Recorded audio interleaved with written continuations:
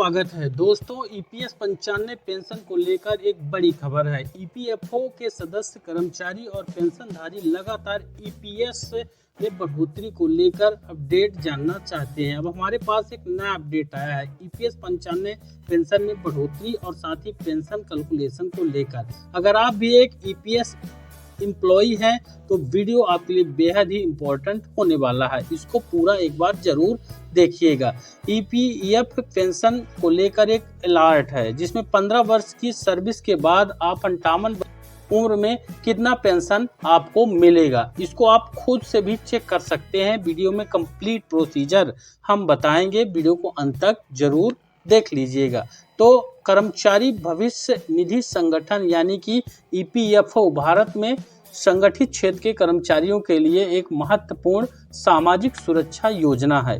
यह योजना कर्मचारियों को उनकी सेवानिवृत्ति के बाद पेंशन प्रदान करती है जिससे उन्हें आर्थिक सुरक्षा मिलती है।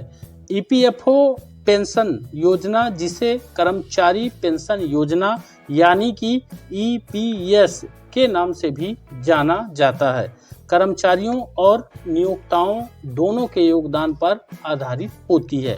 नियोक्ता से अर्थ होता है कि जो कर्मचारी जिस कंपनी पर काम कर रहा है, जिस एजेंसी पर काम कर रहा है, उसको नियोक्ता जाना जाता है। अब इस योजना के तहत कर्मचारी अपने वेतन का एक निश्चित हिस्सा भविष्य निधि में जमा करता है और नियोक्ता भी समान राशि योगदान करते हैं। इस योगदान का एक हिस्सा पेंशन फंड में जाता है जो कर्मचारियों को 58 वर्ष की आयु के बाद मासिक पेंशन, यहाँ 58 वर्ष आयु से मतलब है कि संबंधित कर्मचारी की उम्र जब 58 वर्ष हो जाती है, ना कि उसकी सर्विस 58 वर्ष होनी चाहिए। कर्मचारी की उम्र 58 वर्ष की आयु के बाद मासिक पेंशन के रूप में मिलता है। ईपीएफओ पेंशन योजना का मुख्य उद्देश्य कर्मचारियों को उनकी सेवानिवृत्ति के बाद नियमित आय प्रदान करना है पेंशन के रूप में, ताकि वे सम्मानजनक जीवन जी सकें। वहीं आपको बता दें कि इस योजना के तहत पेंशन की राशि कर्मचारी के पेंशन योग्य वेतन और सेवा अवधि पर निर्भर करती है। इसकी कोई लिमिट फिक्स नहीं है, लेकिन न्यूनतम और अधिकतम लिमिट यहाँ पर फिक्स पहले से की गई थी। अभी यहाँ पर देखिए, यदि कोई कर्मचारी 15 वर्ष की नौकरी करता है और 58 वर्ष की आयु में सेवानिवृत्त होता है तो उसे कितनी पेंशन मिलेगी, यह जानने के लिए कुछ गणनाएं की जाती हैं। इन गणनाओं को समझने के लिए हमें पेंशन योजना के नियमों और सूत्रों को जानना होगा, ताकि आप खुद से अपनी पेंशन का गणना कर सकें। अब ईपीएफओ पेंशन योजना का जो अवलोकन है वह यहाँ पर देखेंगे, किस प्रकार से आप इसको कैलकुलेट कर सकते हैं। इसमें न्यूनतम जो सेवा की न्यूनतम अवधि होती है, पेंशन प्राप्त करने के लिए कम से कम 10 वर्ष की सेवा आवश्यक है, तभी आप ईपीएस पेंशन का लाभ ले पाएंगे। पेंशन योग्य आयु है 58 वर्ष की आयु में आपको पेंशन प्राप्त मिलेगी। साथ ही जो पेंशन की गणना है वो आप किस प्रकार से कर सकते हैं, तो यहाँ पर देखिए, मासिक पेंशन अगर आपको निकालना है, अगर आप वर्तमान में काम कर रहे हैं, कर्मचारी हैं तो या फिर पेंशन भोगी हैं, तो आप इस सूत्र से अपना निकाल लीजिए, ताकि आपको पता चले कि आपको जो पेंशन मिल रही है, या अगर आप कर्मचारी हैं आगामी समय में आपको पेंशन मिलेगी, तो आपको पता होना चाहिए आपको कितना पेंशन मिलेगी। तो यहाँ पर देखिए, मासिक पेंशन कैलकुलेशन के लिए यहाँ पर आपको पेंशन योग्य वेतन आपको डालना पड़ेगा, उसमें गुणा करना पड़ेगा पेंशन योग्य सेवा का, पेंशन योग्य सेवा का, और उसमें भाग करना पड़ेगा आपको 70 का। तो आपका पेंशन महीने के हिसाब से कितना मिलना चाहिए, कितना मिलेगा, यह आपको पता चलेगा। अब यहाँ पर एक चीज़ है पेंशन योग्य वेतन। पेंशन योग्य वेतन वह वेतन होता है जिसमें पिछले 60 महीनों के वेतन का औसत होता है, यानी 5 साल आपने किया है, 12 पंचे 60, यानी 5 साल, अंतिम 5 साल जो सेवा आपने दी है उसका औसत यहाँ पर निकाला जाता है। अब अधिकतम जो पेंशन योग्य वेतन की लिमिट है वो वर्तमान में 15,000 रुपये निर्धारित है। हालांकि इसको बढ़ा के 21,000 रुपये किया जा रहा है, लेकिन वर्तमान में 15,000 के हिसाब से पेंशन योग वेतन का कैलकुलेशन किया जाएगा। अब नियोक्ता का यहाँ पर जो योगदान होता है 8.33% पेंशन फंड में योगदान होता है। ये पेंशन फंड है और बाकी का जो ईपीएफ में योगदान होता है। अभी यहाँ पर देखेंगे आप कि ईपीएफओ पेंशन में 15 वर्ष की नौकरी के बाद 58 वर्ष की पेंशन की गणना आप किस प्रकार से करेंगे, या फिर आपकी जितनी नौकरी है उस हिसाब से आप यहाँ पर गणना कर सकते हैं। अब ईपीएफओ पेंशन योजना के तहत 58 वर्ष की आयु में पेंशन प्राप्त करने के लिए कर्मचारियों को कम से कम 10 वर्ष की सेवा पूरी करनी होती है। पेंशन की राशि की गणना करने के लिए निम्नलिखित सूत्र का उपयोग किया जाता है। तो ये सूत्र आप लिख लीजिए। मासिक पेंशन बराबर पेंशन योग वेतन जो अंतिम 60 महीनों का वेतन रहेगा, हर महीने के जो औसत रहेगा, और पेंशन योग सेवा जिसमें भाग करेंगे 70 का। जब 70 का भाग होगा तभी आपका निकल आएगा।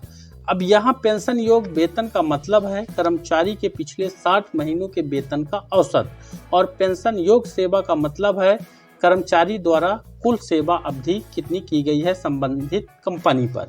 यदि कोई कर्मचारी 15 वर्ष की नौकरी करता है तो ये सेवा हो गई, सेवा की अवधि, और उसका पेंशन योग वेतन 15,000 रुपये है तो उसकी मासिक पेंशन इस प्रकार से कैलकुलेट की जाएगी।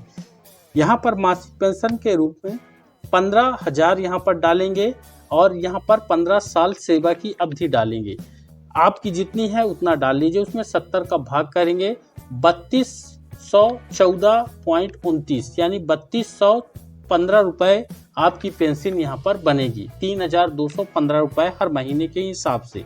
अब इसका मतलब है कि उस कर्मचारी को 58 वर्ष की आयु के बाद लगभग 3,215 रुपये यानी 14.29 की मासिक पेंशन यहाँ पर दी जाएगी। अब ईपीएफओ पेंशन योजना के लाभ।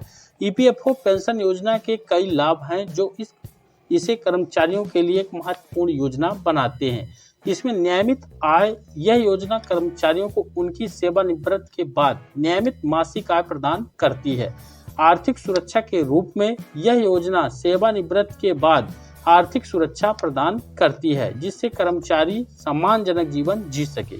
परिवार को लाभ। कर्मचारी की मृत्यु के बाद परिवार के सदस्यों को भी पेंशन का लाभ मिल सकता है। अब यहाँ पर कर लाभ। ईपीएफओ में किए गए योगदान पर आयकर से छूट रहती है। ईपीएफओ पेंशन योजना की पात्रता। इस योजना का लाभ किनको मिल। ईपीएफओ पेंशन योजना के लिए पात्र होने के लिए निम्नलिखित मानदंडों को पूरा करना आवश्यक होता है। कर्मचारी ईपीएफओ का सदस्य होना चाहिए। कर्मचारी ने कम से कम 10 वर्ष की सेवा पूरी की हो। कर्मचारी की आयु 58 वर्ष होनी चाहिए, यानी 58 वर्ष जब हो जाएंगे तभी वह पेंशन उनको मिलना शुरू होगी। अब यहाँ पर देखिए एक नया सिस्टम है जिसमें उच्च पेंशन का विकल्प यहाँ पर दिया गया है, जिसमें ईपीएफओ के सदस्य अब उच्च पेंशन के लिए भी आवेदन कर सकते हैं। उच्च पेंशन का मतलब है कि कर्मचारी अपने वार्षिक वेतन के 8.33% का योगदान ईपीएस में कर सकते हैं, जबकि पहले यह सीमा 15,000 रुपये तक की सीमित थी। इससे कर्मचारियों को सेवानिवृत्ति के बाद अधिक पेंशन मिल सकती है। अब उच्च पेंशन के लिए आवेदन करने के लिए कर्मचारियों को क्षेत्रीय भविष्य निधि आयुक्त को संयुक्त विकल्प आवेदन जमा करना होता है, जो संबंधित कंपनी या नियोक्ता के माध्यम से आप कर सकते हैं। अब इस योजना की कुछ महत्वपूर्ण बातें हैं, जैसे पेंशन की गणना में पेंशन की गणना कर्मचारी के पेंशन योग वेतन और सेवा अवधि पर आधारित होती है। न्यूनतम पेंशन में ईपीएफओ के तहत न्यूनतम पेंशन वर्तमान सीमा 1,000 रुपये प्रति महीने है। हालांकि इस सीमा को 7,500 रुपये का प्रस्ताव सरकार के पास पहुंच चुका है। ईपीएस प्रमाण पत्र में नौकरी बदलने पर ईपीएस प्रमाण पत्र प्राप्त करें और इसे नए नियोक्ता को जमा करें तो आपकी जो पहले से सेवा की अवधि है वह पहले वाली काउंट हो जाएगी नई जगह काम करने पर। समय पर योगदान, जिसमें नियोक्ता को हर महीने की 15 तारीख तक योगदान करना होता है। ऑटोमेटिक सिस्टम होता है, वेतन वाले अकाउंट से ही आपका यह कट जाता है।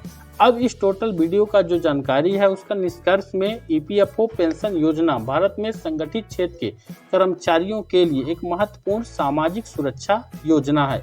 यह योजना कर्मचारियों को उनकी सेवानिवृत्त होने के बाद नियमित आय प्रदान करती है, जिससे उन्हें आर्थिक सुरक्षा मिलती है।